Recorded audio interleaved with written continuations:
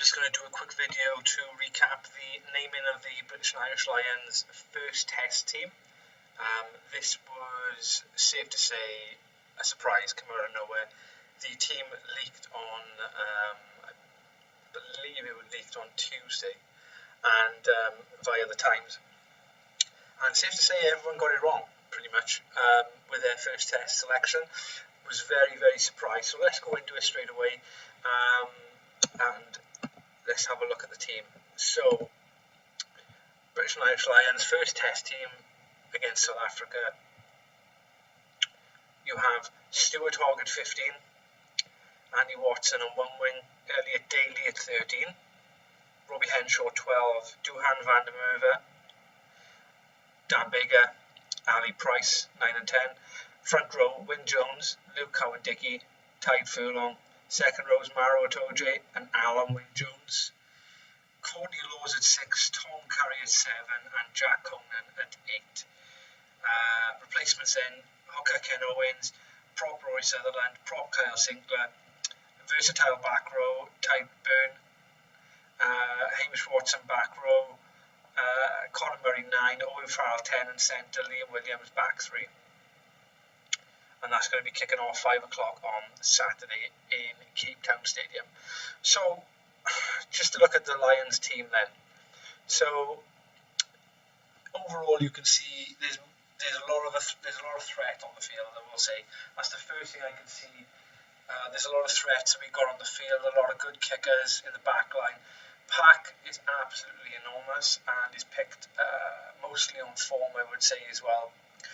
Bar the only person not picked, I would say, on form would be Alan Wyn Jones, but I think that you needed an out-and-out leader on the field, and his return against the Stormers on the weekend, which is gone, was key. You could see, even though that Stuart Hogg had captained that game for the Lions, that people were looking to Alan Wyn Jones for leadership, particularly the pack as well, and to see him coming onto the field recovered does give that momentum boost as well to the boys that maybe were a bit despondent and after the first 10 minutes against Japan where he went off injured.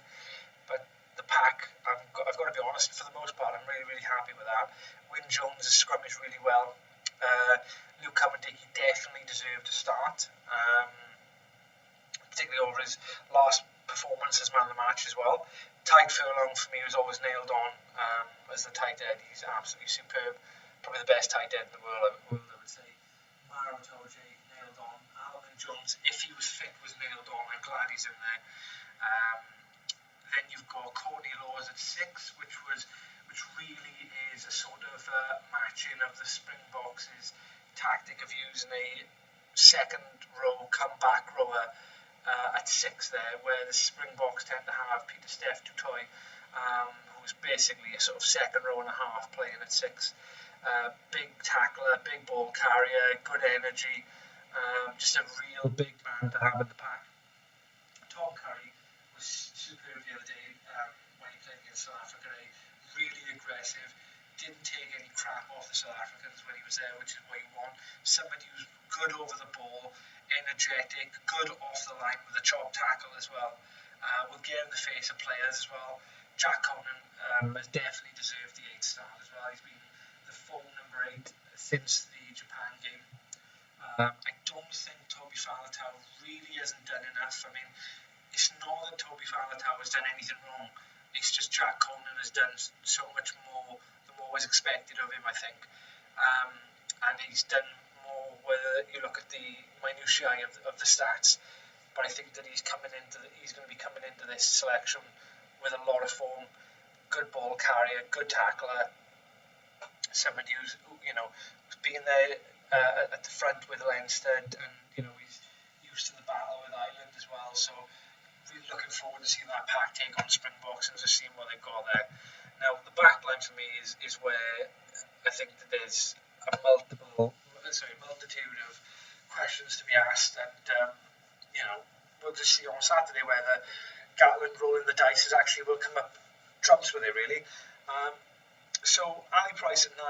I mean, I know Gatland doesn't take, he's not one for sentiment, at all after dropping O'Driscoll in 2013 at the Australian tour.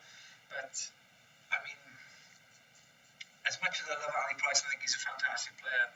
I mean, I would have thought the scrum half that he would have dropped Conor Murray for would have been Gareth Davis. And that's not because I think Gareth Davis is better than Ali Price. Far from it. But I just think that there's so much credit in the bank, both with Murray and with Gareth Davis, with Gatland, that I thought he would have gone for either or. And the obviously pre-existing relationship between Gareth Davis and Bigger for Wales. So, you know, if Murray wasn't going to start, which is what we were hearing, I thought it was going to be Gareth Davis.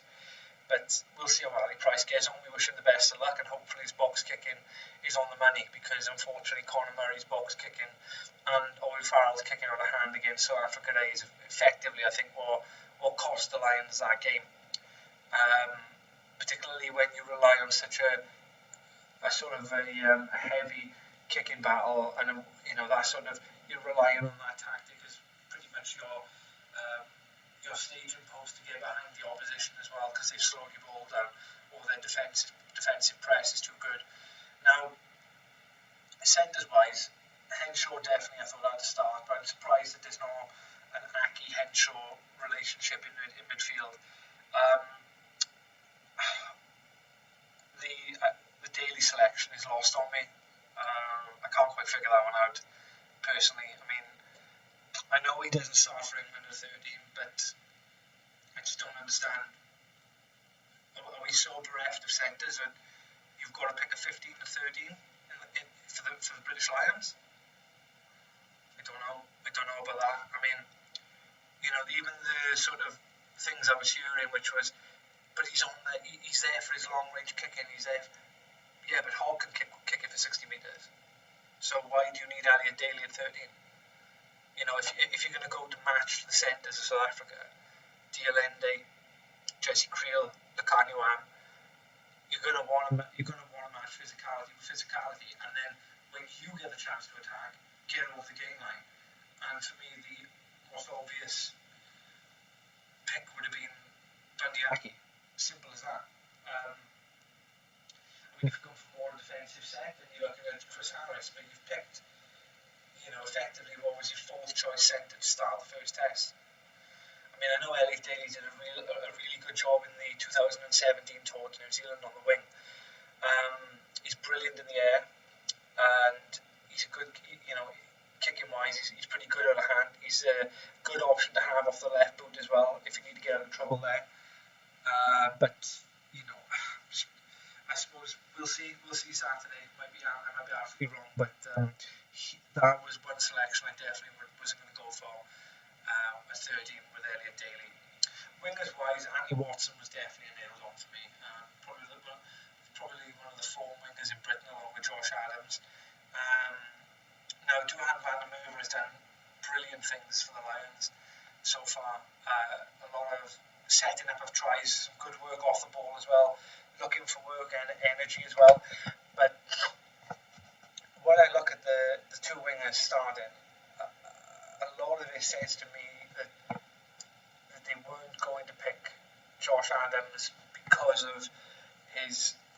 I thought he had a quiet game the other day against the Stormers, and I don't know whether that's cost him a little bit in the first test selection, because up until that he's done everything right, and I know his partner's just given birth, which is brilliant and good, well done to him and then his partner. But I don't know whether his head is a little bit everywhere at the moment as well. You just don't know.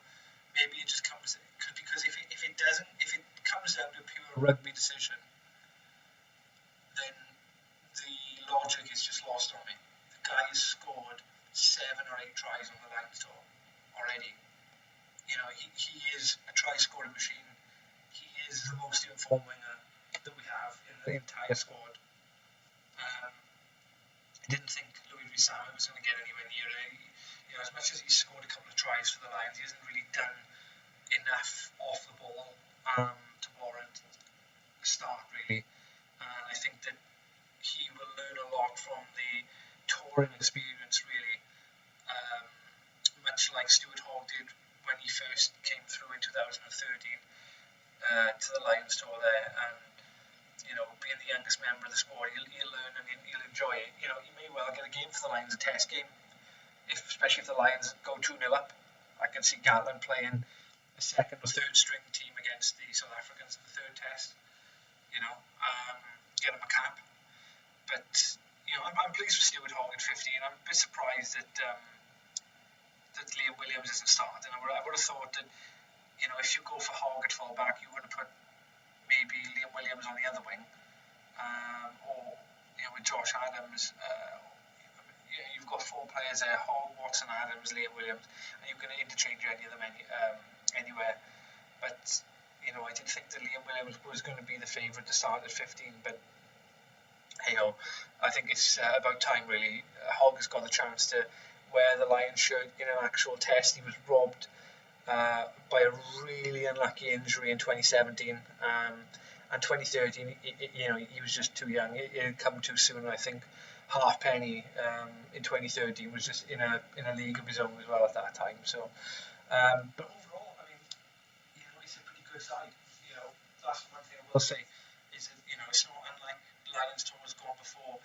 If you're missing 1 or 2, then you're pretty much sort of thinking, well, if we make it competitive, then we can maybe win. But I still feel very confident going into the game on Saturday now, and hopefully, they'll be able to come away with that first test win, because I think it is all on the first test. If the Lions win the first test and can catch the Springboks cold and get that first marker done, they can pick the Springboks off in the second test, who will be looking to chase the game, and they will be, much like 97, where when the Boks started chasing the game, their discipline started becoming loose. I think when you allow South Africa to get into their stride and into their rhythm, it's really hard to knock them off then. So it's really vital that the Lions win the first test. So brilliant, well done to the boys who's got their starts for the British Irish Lions on Saturday. Good luck to the replacements coming on as well. It is going to be a squad game. So hopefully Alan Wyn-Jones' shoulder holds up as well. We don't need to bring Byrne on too early, because I think we want Alan Wyn on there more so for leadership. But we'll see. One other little thing I wanted to mention before I end the video is a comment that has come out by Neil Francis, the ex-Ireland international, who is now the rugby sort of journalist for The Independent in Ireland. And the comment that he's made is about Marcus Smith. Was recently been called up for the Lions from Harlequins in England. Brilliant outside half, probably the form 10 in England, certainly in the Premiership last year. Him and AJ McGinty was absolutely superb, as was obviously Jacob Umaga from Wasps as well. But Marcus Smith was above anyone. He was brilliant. I think he's really deserved his Lions push, as well as selection. I don't think George Ford was ever going to be in contention. He's not a Gatland player, and I think Marcus Smith definitely, along with Sam Simmons, when they go back to England, definitely will. I think any team would want him. Any fan would want them in the team. Certainly as a Welsh fan, I wouldn't want to play against either of them if they were named.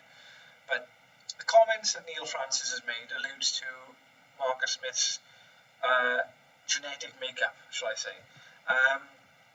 So he's made a comment effectively calling him,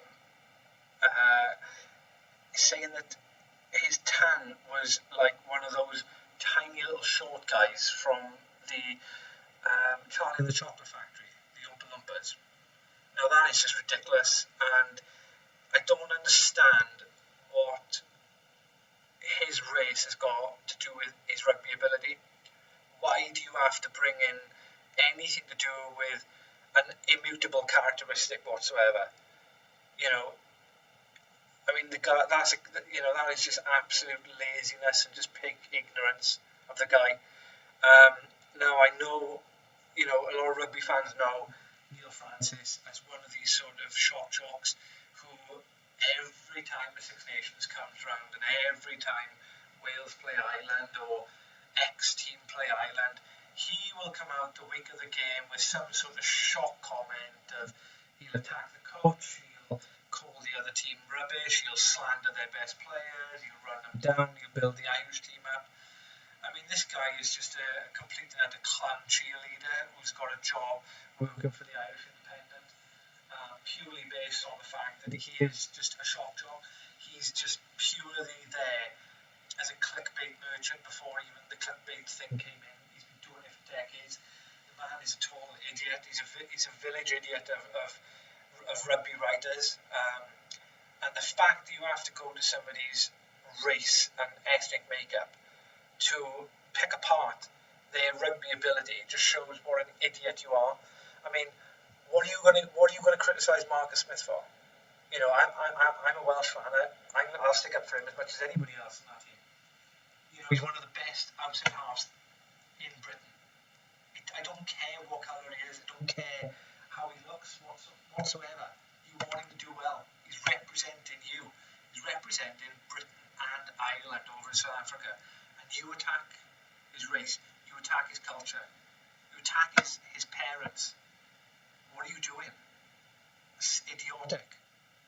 You know, he'll probably come out now and, you know, give some sort of comment about being taken out of context and only having a laugh and being from this type of sort of, oh, it's just, you know, it's just my age, I'm showing my age, or, you know, no, mate, you're just an idiot. You know, you go into his immutable characteristic to criticise the guy shows you've got nothing to say about him negatively, rugby-wise.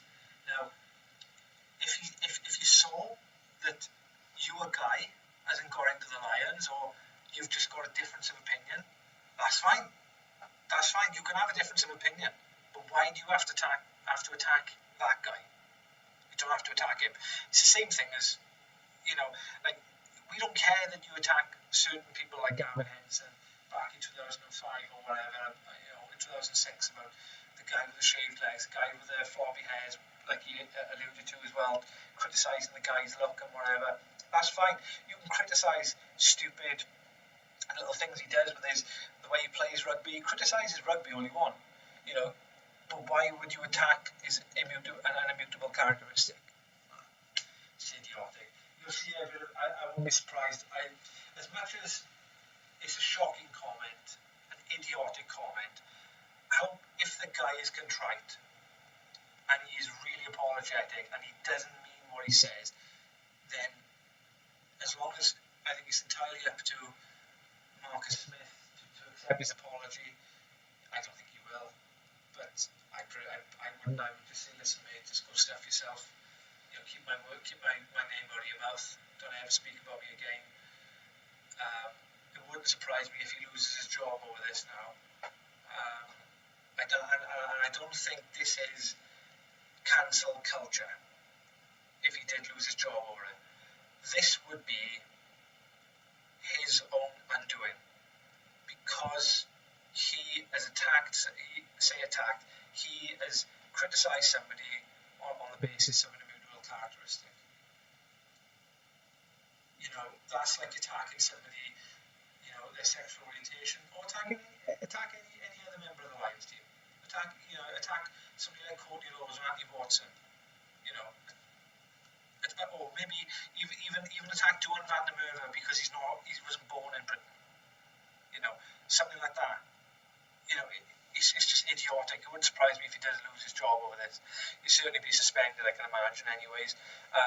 But, you know, I mean, nobody took him seriously beforehand now, but I think he's just enraged people afterwards. Anyways, sorry to end the video on a bit of a negative note there, but I thought that just needed to be said, quite frankly, because he's a bit of an idiot, this Neil Francis. Anyways, look forward to the first test of the Lions. Hopefully the boys who picked the squad can do the job, and hopefully, touch wood, you know, if we do go a couple of games up and we do get change the team up a little bit, Marcus Smith will be able to rubber into this Neil Francis and get a start for the Lions as well, and take it back and kick on his rugby career, because ultimately he's more important than any sort of has-been player and hack writer with crap opinions. So, you know, ultimately, you know, he's a nobody and he's done pretty much in this industry now anyways. So enjoy the game Saturday. Hopefully